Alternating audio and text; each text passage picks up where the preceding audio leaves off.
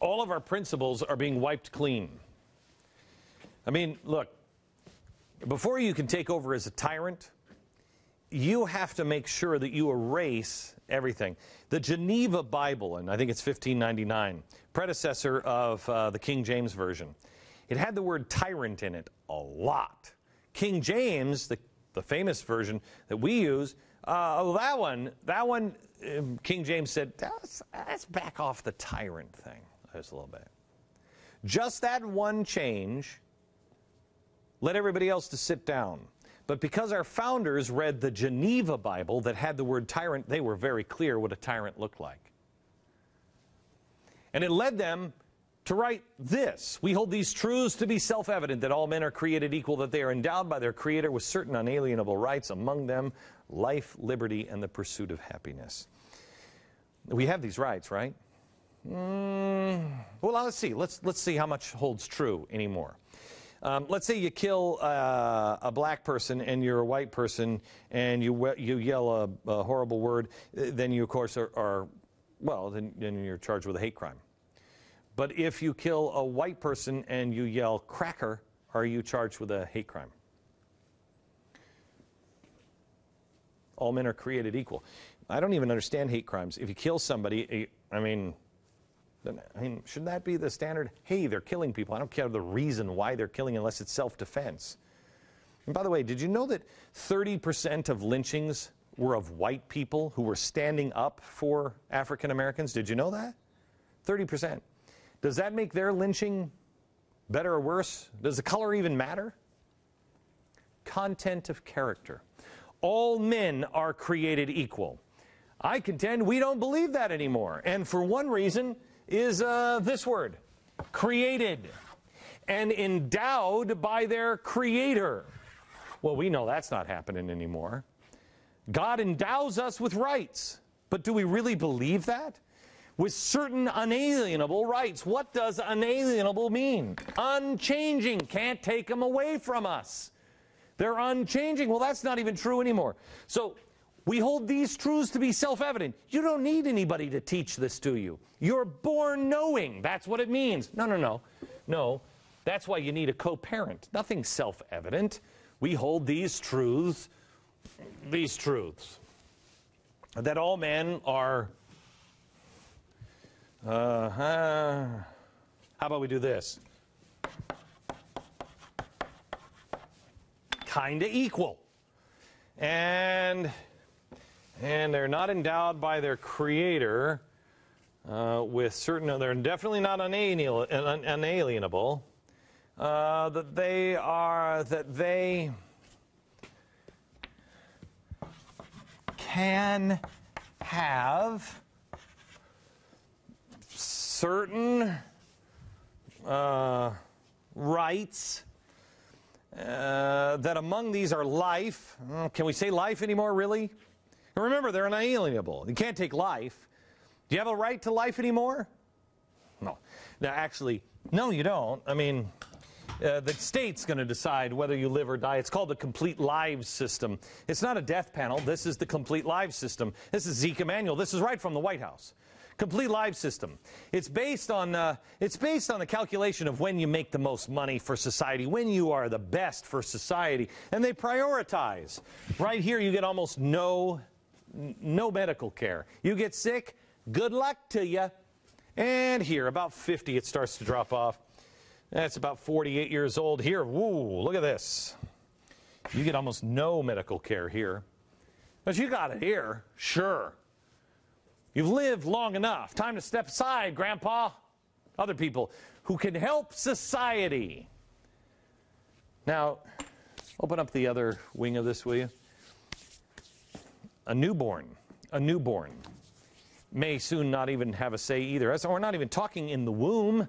Two ethicists have written a paper for a leading British medical journal calling for the introduction of infanticide for social and medical reasons. Social and medical reasons. They're post-birth abortions because until the kid can actually realize that there is a tomorrow, they're not really human.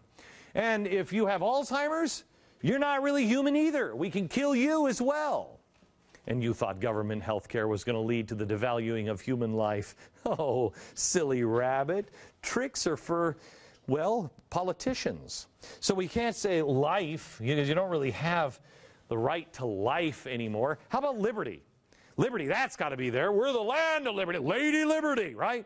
How free are the people in the city where the Statue of Liberty is? The mayor is buying military drones and blanketing the city with cameras. I want to show you this quote. We live in a world where we have to have a balance. We can't just say to anybody can go every place and do anything they want. Wait a minute, hang on. We can't just say everyone can go every place. Well, no, you can't come into my bedroom. You can't come into my house. But you want to go around the corner? You can do that unless it's private property. What do you mean, Mr. Mayor, that we can't have people saying you just go anywhere? I mean, you can't just go to New Jersey. What? Maybe the New York tourism slogan should be, "Welcome to New York," where you just can't go anywhere you want and do anything you want. What? While we were opening up presents on Christmas, the president gave us a new present that most people don't even know about. We've talked about it several times. He signed into law the National Defense Authorization Act.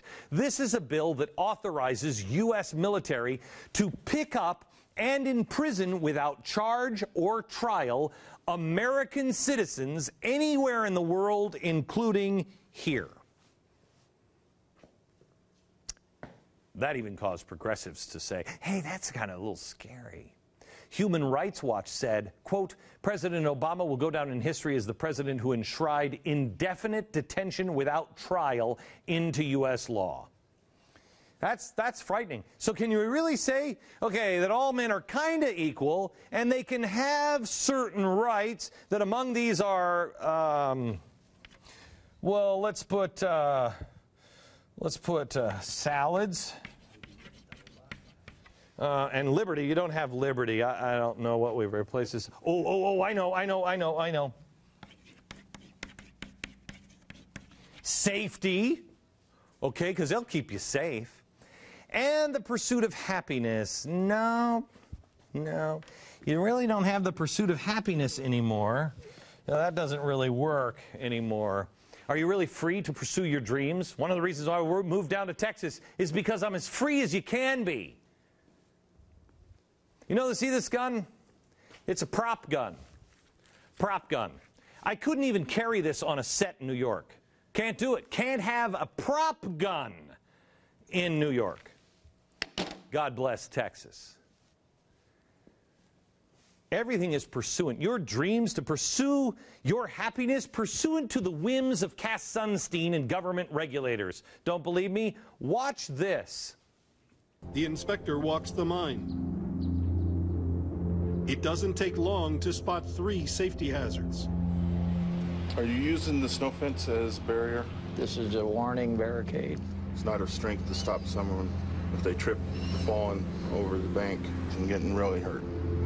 Dakota Fred's claim has been shut down by MSHA, the Mine Safety and Health Administration.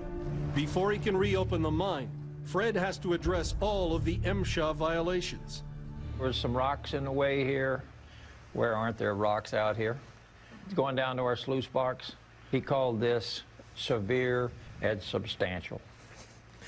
I mean, a crippled up old 70-year-old dude can walk down this.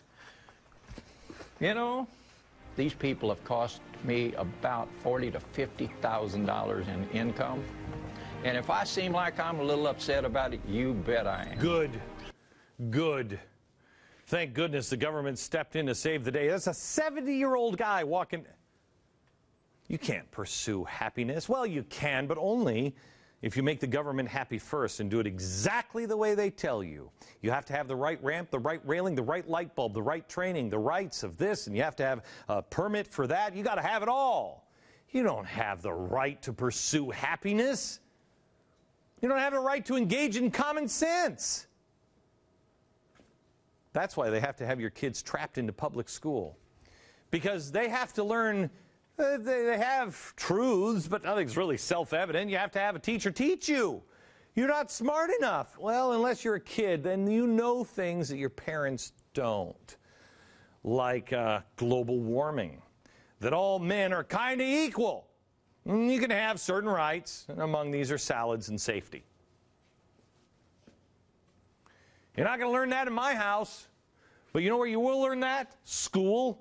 You'll learn that in the halls of Congress. Here's a town hall on the health care mandate, on the contraception and abortion pill. Is it constitutional? Watch. Under what portion of the Constitution is the government allowed to require a private or religious organization to pay for anything for free? Well, basically, we're not looking at the Constitution on that aspect. You're not looking at Oh. Yeah. No, I'm not Perry Mason here, but Della, I'm going to go out on a limb and guess that she's not looking because she knows it ain't in the Constitution. The arrogance is stunning, but they'll do it anyway because they are this close to taking our children, our families, our society, everything by the throat. They know, control the youth, because if you control the youth, you control the future. And America, the future is now.